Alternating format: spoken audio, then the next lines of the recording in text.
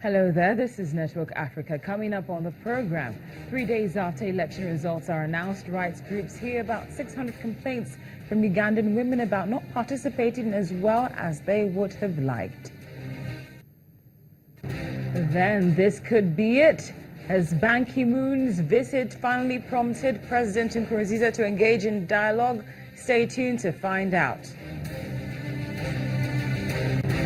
And later, Egypt sentences a 4-year-old boy to life behind bars and calls the move a mistake. We have the latest from Cairo.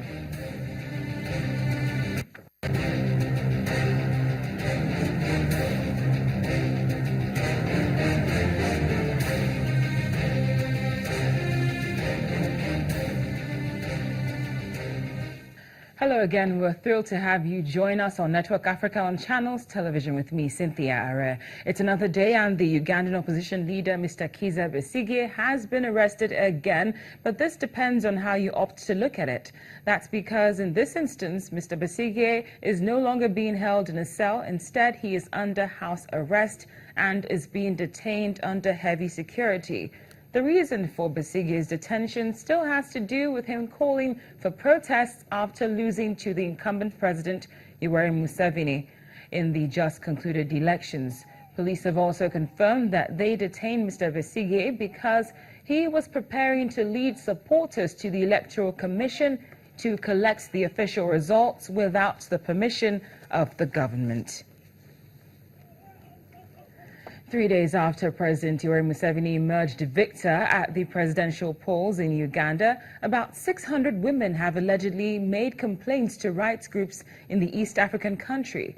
We understand that a control center set up in Uganda to monitor violence against women and other obstacles preventing women from voting in last week's presidential election has confirmed that it received nearly 600 complaints. Now, most of those complaints came from the capital, Kampala, and the real issue was the delay in opening the polls in the February 18 vote. According to the report, most women were utterly turned off by the delay and had to return home to carry out their domestic chores. The consequence was that they didn't get the chance to cast their votes.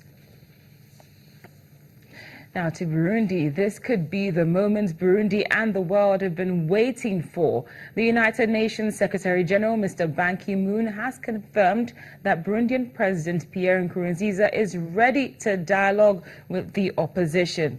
This is a crucial step which could bring the 10-month conflict to an end.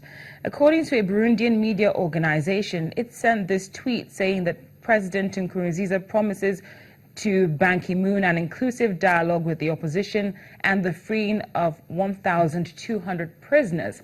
But contrary to what this tweet says, the UN Secretary General says it's actually 2,000 prisoners which the president plans to release and not 1,200.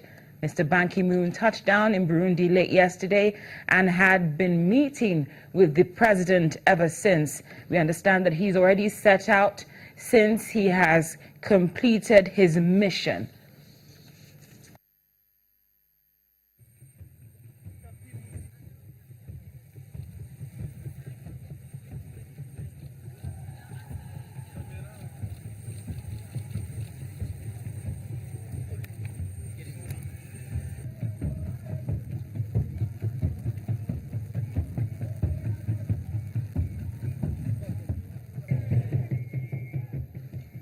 For more on this wonderful development from Burundi, we go live now to the capital, Bujumbura, where media analyst and also university lecturer Mr. Jean-Regis Nduimana is standing by. Mr. Nduimana, thank you very much for joining us on Network Africa. Thank you for having me. Thank you. Now, it looks as though Mr. Ban Ki-moon has succeeded in helping to move Burundi forward. What are your thoughts about this development?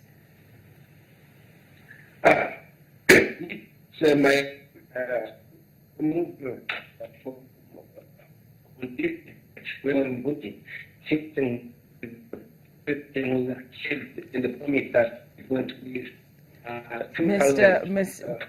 Mr. Nduimana, we'll come back to you in just a moment because we're having some trouble with your line. We'll come back to you in just a moment. But for now, after the break, we're going to bring you more about normalcy, which has been restored to Malakal in South Sudan 1 week after a lot of terror. Stay with us on Network Africa.